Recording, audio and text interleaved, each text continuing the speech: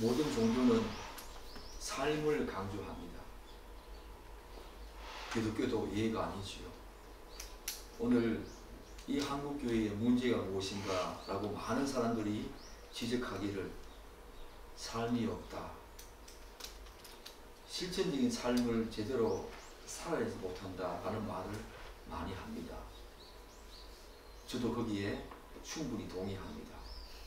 그러면서 기독교의 복음을 도덕적이고 윤리적인 복음으로 둔갑해서 가르치는 부류가 많이 생겨났습니다.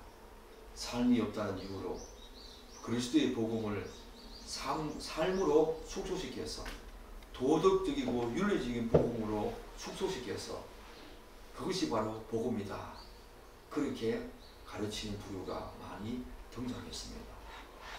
삶이 분명히 필요하지만 우리는 그리스도의 그 복음 자체를 도덕적이고 윤리적인 복음으로 둔갑시켜서는 안 되죠. 바울스 선생의 대부분은 이런 구조 아닙니까? 항상 질설법으로 하나님이 누구신지, 그분이 무슨 일을 하셨는지에 대한 교리적인 부분이죠. 그것을 분명히 먼저 제시하고 난 후에 바울은 항상 그러므로 라고 하면서 그것에 기초해서 우리가 이런 삶을 살아야 한다 라고 명령법으로 나아가는 모습 많이 보게 되지요. 오늘 빌립보서 말씀도 그런 구조로 흘러갑니다. 빌립보서 2장 12절 말씀, 그러므로 라는 부분으로 시작하지요. 그 위에 바울은 저 위대한 그리스도 창가를 통해서 예수 그리스도의 복종과 겸손, 그 부분을 힘주어 강조했습니다. 그러고 난 후에 곧바로 2장 12절로 이런 말씀으로 읽고 있지요. 2장 12절 한번 보십시오. 그러므로 나의 사랑하는 자들아, 너희가 나 있을 때뿐 아니라 더욱 지금 나 없을 때에도 항상 복종하여 두렵고 떨림으로 너희 구원을 이루라. 기독교의 윤리와 기독교의 도덕은 다른 종교와 다른 종교에서 말하는 그런 도덕과 윤리 수준도 아닐 뿐더러 그것을 제시하는 방식도 전혀 다른 것입니다. 인간적인 이 세상에서 통용되는 그런 도덕과 윤리, 그것이 틀림없지만 그럼에도 불구하고 그 명령법으로 말하는 도덕과 윤리는 다른 종교와 달리 예수님이 누구신지, 그분이 무슨 일을 하셨는지에 대한 분명한 기초 위에서 나오는 것이 바로 기독교의 도덕과 윤리입니다. 오늘 사도 바울이 저 위대한 그리스도 창가 이후에 너희들이 어떠해야 된다라고 하면서 어떻게 지금 바울이 말하고 있습니까? 눈에 넣어도 아프지 않을 정말 자식과 같은 그들을 향해서 그리스도의 사랑을 가득 담아서 오늘 뭐라고 말합니까? 그러므로 나의 사랑하는 자들아 라고 하면서 본문을 열고 있습니다. 그러므로 라는 말은 이미 지금까지 사도 바울이 말한 그 내용을 그대로 받아가지고 그것에 근거해서 이런 삶을 너희들도 살아야 한다라고 말하는 명령법이지요. 다른 종교와 다릅니다. 인간의 일반적이고 또한 기초적인 내용을 가지고 이렇게 살아야 한다, 저렇게 살아야 한다라고 말하는 타 종교와 전혀 다른 방식의 기독교의 복음과 또한 도덕인 것입니다. 그 복음 위에서 나오는 것이 바로 기독교의 도덕이고 윤리이지요. 오늘 사도 바울이 뭐라고 명령하고 있습니까? 항상 복종하여 두렵고 떨림으로 너희 구원을 이루가라. 그렇게 명령하고 있습니다. 성화의 구원입니다. 이 부분을 두렵고 떨림으로 구원을 이루가라, 이 말을 구원에서 떨어질까봐 늘 노심초사하면서 불안해하면서 그렇게 살아라, 그런 의미 아니지요. 성화의 구원을 거룩함으로 빚어져가는 그 과정 속에서, 성화의 구원을 이루어가는 그 과정 속에서 우리에게 두렵고 떨림이 있는 그런 구원으로 나아가라, 그렇게 지금 사도 바울은 말하고 있지요.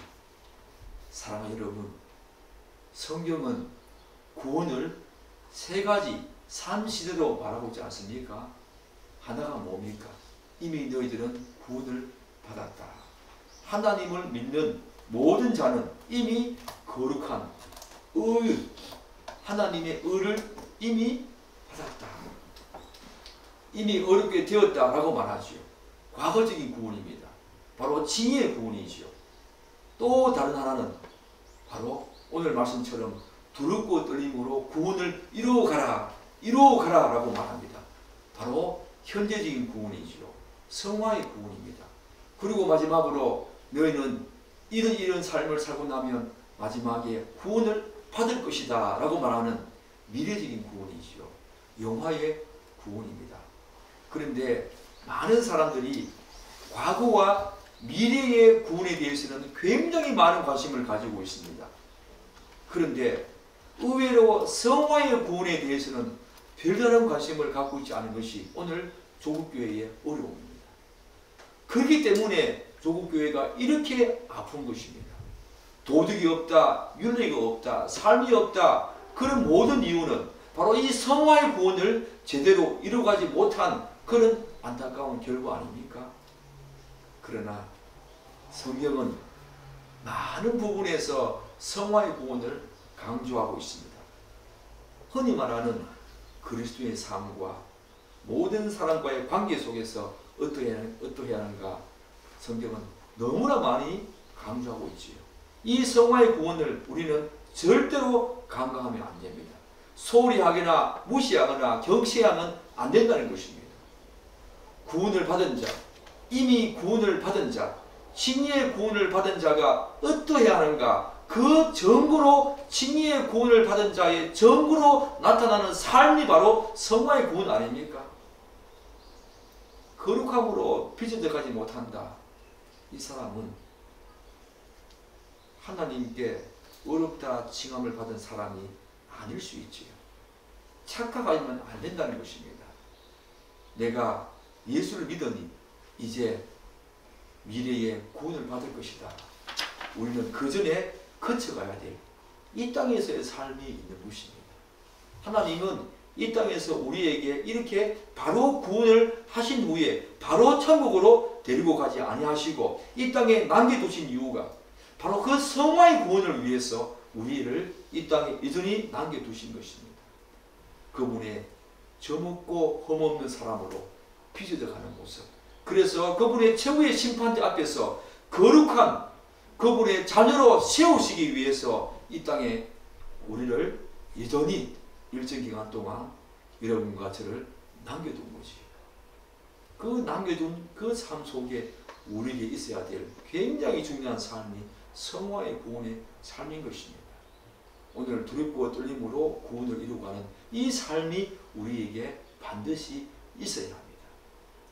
사랑하는 여러분, 그런데 본문을 구체적으로 살피기 전에 반드시 한 가지 확인하고 넘어가야 될 부분이 있습니다. 그것은 본문에서 사도 바울이 말하고 있는 이 성화의 구원을 개인 영혼의 구원을 말하는가, 이 성화의 구원이 우리 개인 영혼의 구원을 말하는가, 아니면 공동체적인 교회의 공동체적인 의미에서의 구원을 말하는가, 이 부분을 분명히 하고 넘어가야 합니다. 어떻게 생각하십니까? 개인 구원의 의미로 이 성화의 구원을 말하는 것입니까? 아니면 교회의 공동체적인 의미에서의 구원을 말하고 있는 것입니까? 개인 영혼의 구원에 대해서 말하는 내용이 아니죠. 오늘 이 말씀은 문맥을 고려할 때 이 명령은 교회의 공동체적인 의미의 구원으로 이해해야 합니다. 즉 지금 사도 바울은 영적으로 병든 빌립보 교회를 향해서 영적인 건강과 온전한 회복을 위해서 지금 노력할 것을 촉구하고 있는 것입니다. 오늘날은 이런 시대적인 사조와 철학과 사상과 풍조와 시류 때문에 많은 사람들이 예수를 믿는 많은 사람들이 자꾸 구원을 개인적인 구원으로만 자꾸 축소하려는 경향이 있다는 것입니다. 포스트 모던 시대에 그 포스트 모던 시대의 세상적인 가치가 교회 안에 고스란히 들어와서 우리 구원도 교회와 별개로 내 혼자서 구원을 이루어갈 수 있고 또 그 구원을 개인적인 영혼의 구원으로만 자꾸 축소해서 다른 사람과의 공동체적인 의미에서의 구원, 다른 사람들과의 관계에서의 어떤 구원을 자꾸 소홀히 하려는 경향들이 교회 안에 더 많아지고 있다는 것이 오늘날 한국교회의 또 다른 문제점이기도 합니다. 그러나 성경은 절대로 그런 식의 구원에 동의하거나 지지하지 않습니다. 오늘 본문에서 항상 복종하여 이 말은 바울이 본문에서 언급하고 있는 이 복종은 공동체 안에서의 복종 아닙니까? 스스로 혼자서는 성화의 과정을 제대로 거쳐갈 수가 없습니다. 성경이 말하는 대부분의 성화의 과정은 다른 사람들과의 공동체적인 의미에서 관계 속에서의 구원이지요. 우리의 구원은 그렇게 흘러가는 것입니다. 혼자 예수 믿어서 혼자 구원을 이루어간다. 그것은 성경이 지지하지도 않고 동의하지 않습니다. 그런 구원은 성경에 없습니다. 반드시 다른 사람들과의 관계 속에서 그들과 함께 서로 복종하면서 성화의 구원을 이루어가는 것이 교회가 우리에게 요구하는 것이고 성령이 지지하는, 동의하는 구원의 방식이지요. 그래서 성경은 교회의 공동체적인 의미에서의 구원을 함께 지어져가는, 함께 이루어가는 그런 공동체적인 의미에서의 구원을 굉장히 많이 강조하지요. 예컨대 에베소서 2장 21절 이렇게 말하고 있지 않습니까? 그의 안에서 건물마다 서로 연결하여 주 안에서 성전이 되어간다. 우리는 하나의 성전으로, 건물로 지어져가는 각각의 지체들입니다. 함께 지어져 가야 하는 존재지 우리 별개로 그것을 이룰 수 없다는 것입니다. 또한 그 뒤에 22절에는 이렇게 말하고 있지요. 너희도 성령 안에서 하나님이 거하실 처소가 되기 위하여 그리스도 예수 안에서 함께 지어져 가느니라. 함께 지어져 가는 존재가 성도입니다. 스스로 지어져 가는 존재가 아니라 함께 한 성령 안에서 한 하나님을 믿으면서 함께 지어져 가는 존재가 성도입니다. 성경은 바로 그것을 지지하시오. 그래서 교회의 존귀와 영광이 거기 있는 것입니다. 교회는 바로 그런 곳입니다. 우리와 함께 지어져가는, 그래서 하나님의 사람으로 빚어져가는 가장 강력한 그리고 영향력이 있는 그런 장소가 바로 예배당이지요. 그런데 본문의 내용을 통해서 우리가 한 가지 사실을 유추할 수 있죠. 그게 뭡니까? 빌립보 성도들이 바울과 함께 있을 때에는 서로 복종하면서 구원을 이루어갔다는 것입니다. 그러나 지금 바울이 함께 있지 않은 상황에서는 그렇지 않음을 알 수 있지요. 따라서 지금 바울은 전에 자신이 있을 때에 복종했던 것과 같이 자신이 지금 없을 때에도 계속 상호 복종하면서 공동체적인 구원을 이루어가라 라고 지금 명령하고 있는 것이지. 사랑하는 여러분, 여러분들은 이 교회의 영광과 존귀를 아십니까? 하나님의 백성으로 불러주셔서 그분의 거룩한 성품을 닮아가는 그 위대한 장소가, 하나님의 백성으로 함께 지어져가는 위대한 장소가 교회라고 하는 것을 여러분 아십니까? 우리는 교회를 귀하게 여겨야 합니다. 소중하게 여겨야 합니다. 나를 나되게 하고 성도를 성도답게 하는 곳이 바로 교회입니다. 이 교회의 존영과 영광을 절대로 무시하거나 경시하면 안 된다는 것입니다. 그런데 본문에서 바울은 공동체적인 의미의 성화의 구원, 거룩하게 빚어져가는 그런 과정 속에서 두 가지 사실이 반드시 있어야만 된다. 그렇게 말하고 있지요. 한 가지가 뭡니까? 12절 말씀 한 번 더 보십시오.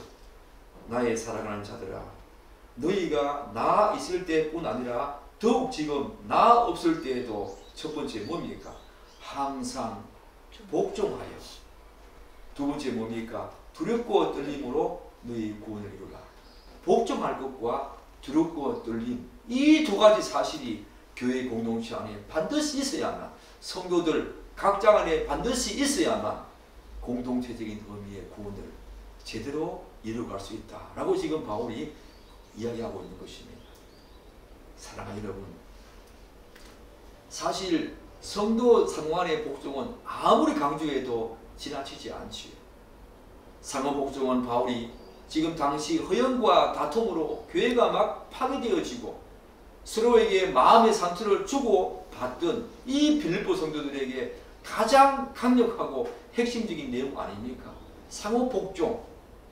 그리고 이는 그리스도 창가에서 강조했던 예수 그리스도의 복종과 겸손을 다시 한 번 더 우리에게 상기시켜주고 있습니다. 예수님께서도 영원전에 택한 여러분, 하나님의 자녀, 그분의 백성들을 구원하시기 위해서 하나님의 뜻에 철저하게 복종하시고 겸손하게 나아가지 않았습니까? 마찬가지로 성도들 또한 교회 공동체적인 구원을 복되게 이루어가기 위해서는 반드시 예수님과 같은 그런 복종의 삶이 있어야 한다는 것입니다. 복종이 뭡니까? 굴욕적으로 그냥 무릎만 꿇는 것입니까? 그런 것이 아니죠. 성경적인 의미에서의 복종의 의거는 바로 아래에서 듣는 것입니다. 아래에서 듣는 것이 바로 복종입니다.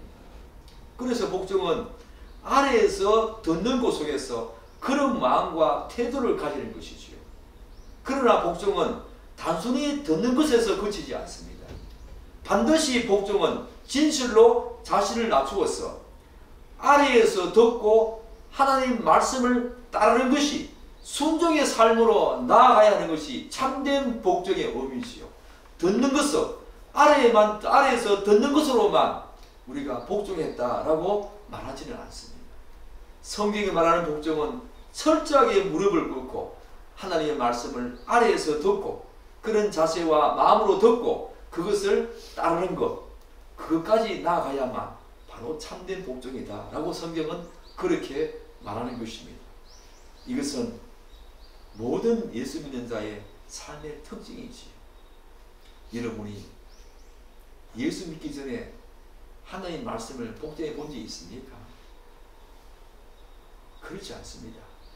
예수를 믿은 후에 우리에게 가장 강력하게 나타나는 삶의 표정 중에 하나가 이제 그분의 말씀을 따라서 아래에서 철저히 듣고 또한 그분의 말씀을 따라서 순종하며 사는 삶, 그것으로 나아가지요. 이것은 우리의 본성을 거스르는 것입니다. 사단과 마귀도 우리가 이런 복종적인 삶을 사는 걸 계속 방해하지요. 본성을 거스르고 계속 방해하는 이 사단과 마귀의 괴락에 우리가 넘어지지 아니하고 끝까지 주의 말씀에 복종하고 따르는 것 쉽지 않습니다. 복종하는 삶은 쉽지 않습니다. 그렇기 때문에 빌립보 교회 성도들도 이 부분에서 실패했던 것입니다. 그 위대한 사도 바울이 가르침을 받았음에도 불구하고 이 부분에서 실패했던 것입니다.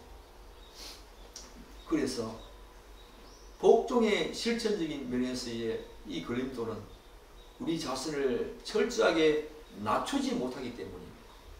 우리는 다른 사람 앞에 무릎을 꿇고 아래에서 듣기를 싫어합니다. 그것은 본성을 거스르는 것이요.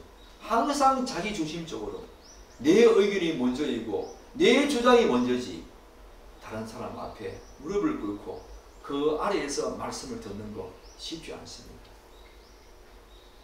본성과 전혀 관계없는 그것을 오히려 거역하고 거스르는 것이 바로 복종의 삶이기 때문입니다. 그러나 예수 믿는 사람의 삶의 특징이 복종이라듯이 정말 하나님과 그의 말씀에 자신을 낮추어서 복종하는 것은 이제 새 생명 얻은 자의 삶의 실체이야. 그것으로 나아가야 한다는 것입니다. 그런데 가끔 우리들 중에는 성경이 말하는 이 복종하여 구원을 이루라는 말에 거부감을 갖는 경우가 많이 있지요. 그 이유가 뭡니까? 가장 큰 이유는 예수 그리스도 그분이 누구신지 그분의 은혜를 잘 모르기 때문입니다. 이 복종은 수동적인 복종은 아니지요. 끌려가듯이 그렇게 수동적으로 복종하는 것이 아닙니다.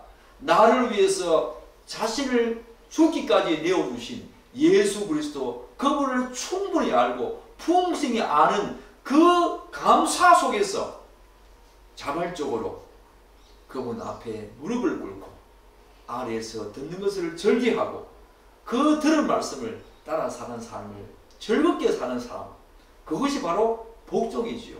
절대로 노예적인 복종 아닙니다. 끌려가듯이 수동적으로 가는 복종이 아닌 것입니다. 자발적으로 그분의 은혜를 알고 그분을 아는 사람이 정말 자발적으로 기쁨으로 감사로 나아가는 삶이 바로 이 복종입니다. 예수 믿지 않은 사람에게는 절대로 있을 수 없는, 가당치도 않는 그런 내용이지요.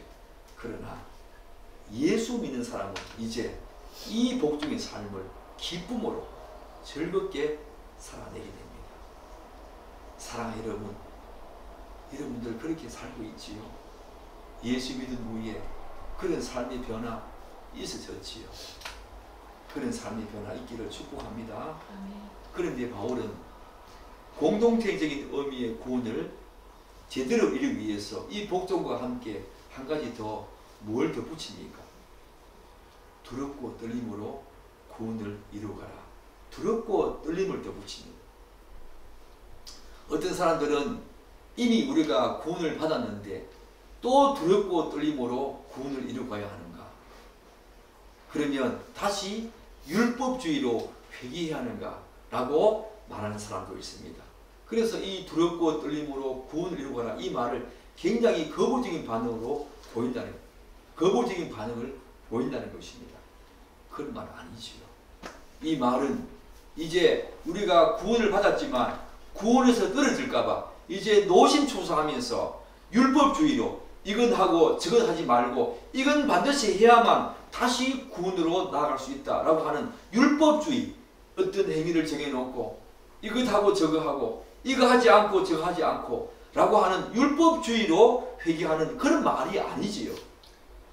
뿐만 아니라 마지막 심판자 앞에 섰을 때에 구원에서 떨어질까봐 불안해하거나 염려하는 것도 아니지요. 그런 삶을 살아라, 그렇게 두렵고 떨림으로 살아라, 나아가라, 그런 말이 아니지요. 이 말의 진정한 의미는 하나님에 대한 경외심과 존경, 그리고 그것이 자아내는 겸손과 신중함의 의미로 해석해야 합니다. 이게 무슨 말입니까? 여기서 두렵고 떨림이라는 말은 이 말이지요. 신중하게 너의 구원을 이루어가라. 가볍게 여기지 마라. 구원을 절대로 가볍게 여기지 말고 너에게 허락된 이 구원이 얼마나 귀한지 알고 가볍게 여기지 말고 신중하게 진중하게 너의 구원을 이루어가라. 그런 맛이죠.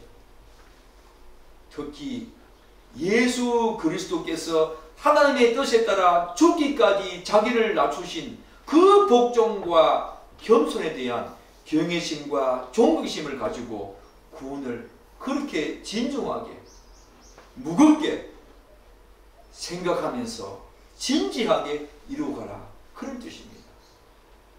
결국 두렵고 떨림으로 구원을 이루어가라 이 말 속에는 우리의 구원이 얼마나 값진 것인가를 알고 그분을 경외하는 마음으로 더 신중하게 구원을 이루어가라.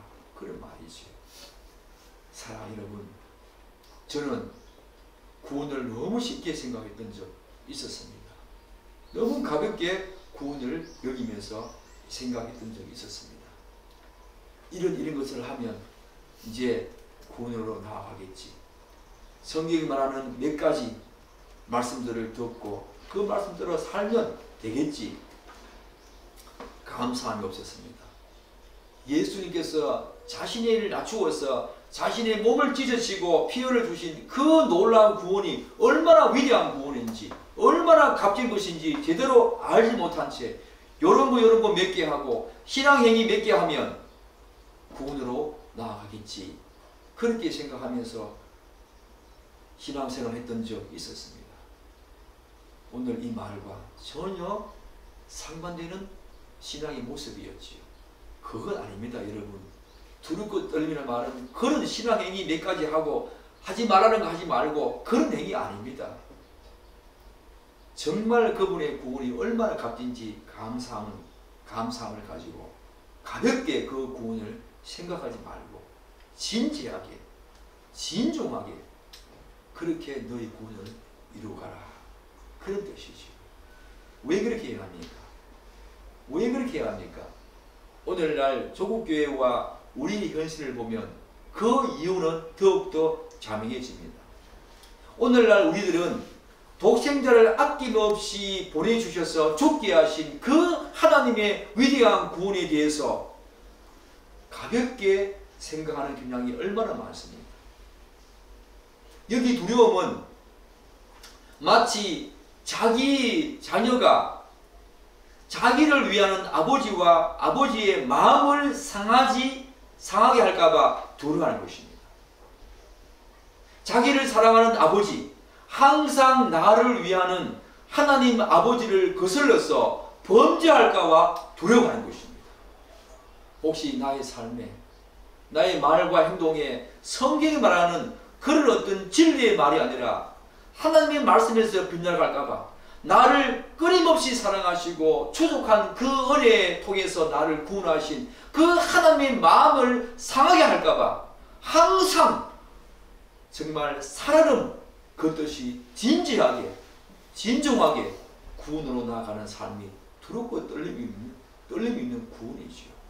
그분의 마음을 상하게 할까봐, 다치게 할까봐, 나를 통해서 그분의 영광이 가리워질까봐 그렇게 생각하면서 그런 삶이 아니하도록 진지하게 자신의 구원을 생각하며 나아가는 삶이 바로 두렵고 떨림이 있는 구원이지요.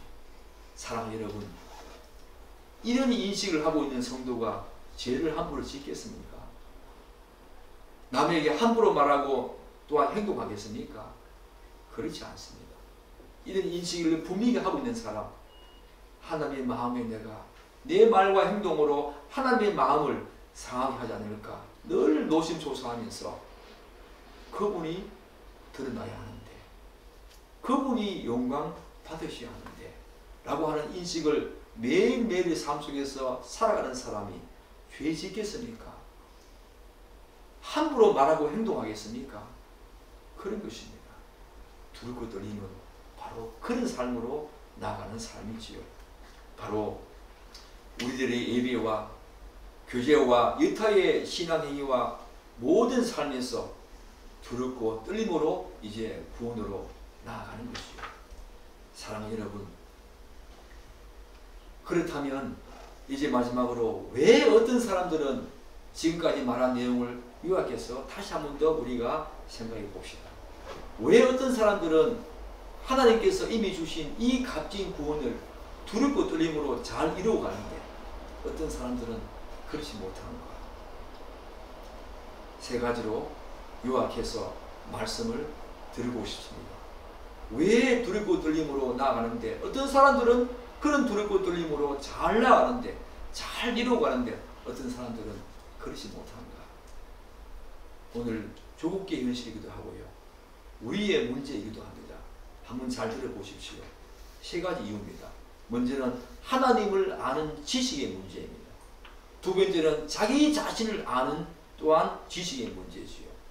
세 번째는 다른 사람들과의 관계의 문제입니다. 먼저 하나님을 아는 지식의 문제를 한번 다뤄볼까요? 제 경험상, 그리고 주변의 신앙생활을 열심히 하는 경우, 또한 그렇지 않은 경우를 보면 하나님을 아는 지식, 하나님이 누구신지 그분이 어떤 일을 하셨는지에 대한 지식이 현저하게 결여된 사람은 확실히 두렵고 떨림으로 구원을 이루고하는데 많은 문제를 노출한다는 것입니다. 하나님의 본성, 그분의 속성을 제대로 알고 또한 그분의 구원의 사역이 얼마나 값지고 위대한지를 제대로 아는 사람은, 그런 지식이 풍성하고 풍요한 사람은, 한마디로 그분의 은혜를 아는 사람은 확실히 두렵고 떨림으로 구원을 이루어가는 경우가 많다는 것입니다. 하나님을 아는 지식이 결여되어 있다. 하나님이 누구신지 그분의 본성과 속성에 대해서 제대로 알지 못한다. 그런 사람은 확실히 두렵고 떨림으로 구원을 이루어가는데 많은 문제가 있다는 것입니다. 이게 바로 하나님을 아는 지식의 문제에서 비롯된 것입니다. 사랑하는 여러분, 두 번째가 뭐라 그랬습니까? 자기 자신을 아는 그런 문제에서도 두렵고 떨림으로 구원을 이루어가는데 제대로 구원을 이루어가는 사람이 있는가 하면 그렇지 못한 사람이 있다는 것입니다. 하나님을 아는 지식의 문제와 마찬가지로 자기 자신을 아는 지식이, 내가 누구인지 어떤 존재인지 아는 지식이 현저히 결여된 사람은 또한 두렵고 떨림으로 구원을 이루어가는데 문제가 있다는 것입니다. 사랑하는 여러분, 성도가 어떤 존재입니까? 여러분과 저는 하나님의 무조건적인 사랑과 예수 그리스도의 은혜로 이미 구원을 받은 사람 분명히 맞습니다. 그래서 예수를 믿는 그 순간에 원죄 가운데에서 죄책이 사라졌지요. 우리는 어렵다 칭함을 받았습니다. 하나님께서 그 원죄 가운데서 죄에 대한 책임을 예수께 다 전가시켜 가시기 때문에 그 죄를, 그래서 그분을 획득한 그 의를 우리가 믿음으로 말미암아 의의 전가가 우리에게 있어짐으로 말미암아 하나님이 우리를 어렵다 칭하여 주십니다. 그 순간에 죄책이 다 사라지지요. 그럼에도 불구하고 죄의 오염으로 말미암아 여전히 여러분과 저는 죄된 본성을 지니고 이 땅을 살아갑니다. 그리고 마귀와 사단의 괴락은 또 어떻습니까? 그리고 우리의 나약한 육체의 소유가 어떻습니까? 이 세상의 영은 또 어떻습니까? 이런 모든 것들이 결부되어지면서 인간은 어떤 존재입니까? 여전히 구원을 받은 존재에 틀림없지만 나약한 존재입니다. 이 세상의 영에 사단과 마귀의 괴락에 우리 육체의 소욕에 항상 넘어지는, 흔들리는 나약한 존재이지요. 그래서 이 인간이 얼마나 나약한가, 내가 얼마나 나약한가, 연약한가를 아는 사람은 하나님을 의지하게 됩니다. 그분께 나아가게 되고 그분께 항상 도움을 요청하게 되지요. 그런데 이런 나약함을 모르는 사람은 항상 자기 자신을 의지하려 합니다. 그러다 보니까 두렵고 떨림으로 구원을 나아가는데 많은 문제가 있지요. 두렵고 떨림으로 구원으로 나아가는 사람은 자신의 연약함과 나약함을 제대로 아는 사람이 항상 주님 앞에 넘어질까 조심하면서 구원으로 나아가게 된다는 것입니다. 그런 면에서 사랑하는 여러분, 여러분들은 여러분이 얼마나 나약하고 연약한지 아십니까? 그런 존재인지 아십니까? 내가 얼마나 나약하고 연약한지를 아는 사람은 두렵고 떨림으로 잘 구원을 이루고 갑니다. 그래서 사랑하는 여러분, 고린도전서 10장 12절은 어떻게 말합니까? 그런즉 선줄로 생각하는 자는 넘어질까 조심하라.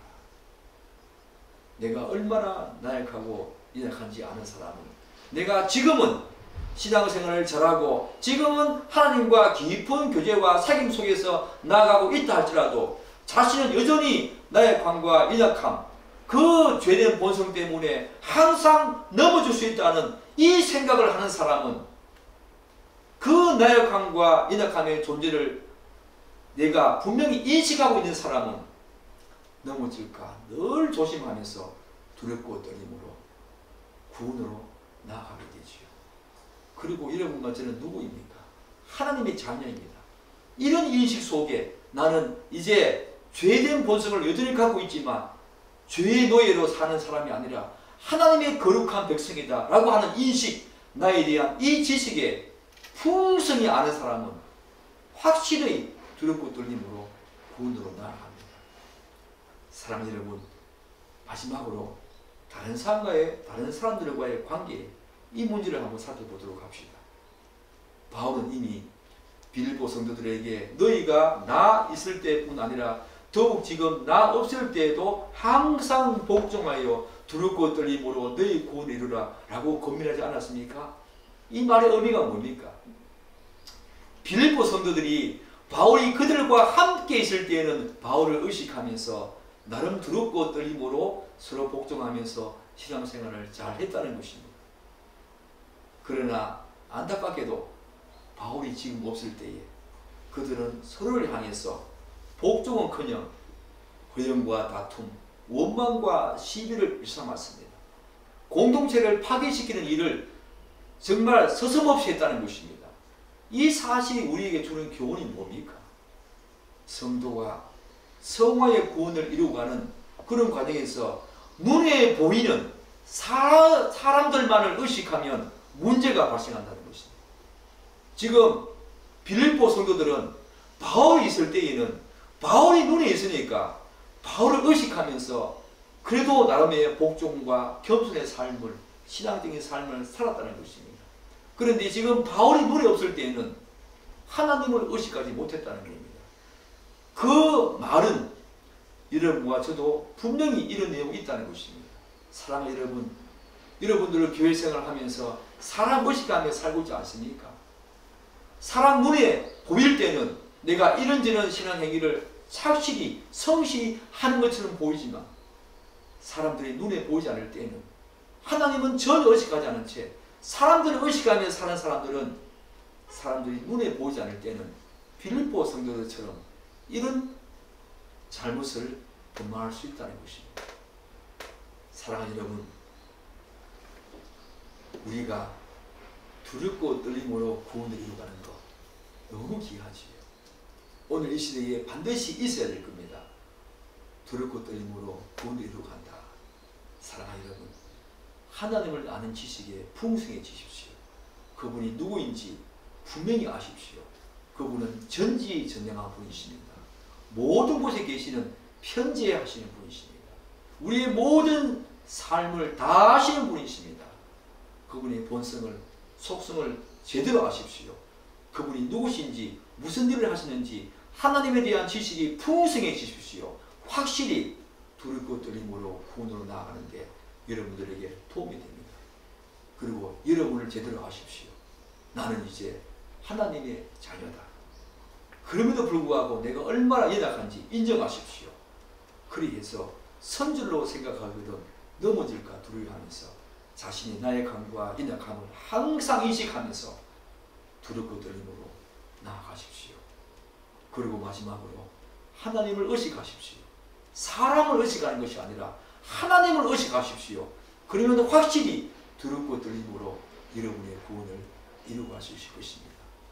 우리 어린이영성의 가족들과 이 조국교회가 오늘 우리에게 반드시 필요한 이 내용을 숙지하면서 도덕이 없다, 삶이 없다, 실천이 없다라고 하는 이 시대적인 상황 속에서 하나님을 의식하고 자기의 연약함을 인정하면서 두렵고 떨림으로 나아가는, 그래서 다시 이 땅의 교회가 세상을 향해서 빛과 소금의 사명을 감당하고 여러분이 가는 곳마다 하나님의 영광이 드러나고 하나님의 하나님 되심이 충분히 드러나는 그런 복된 삶 다 살기를 기대하고 축복합니다. 기도하겠습니다.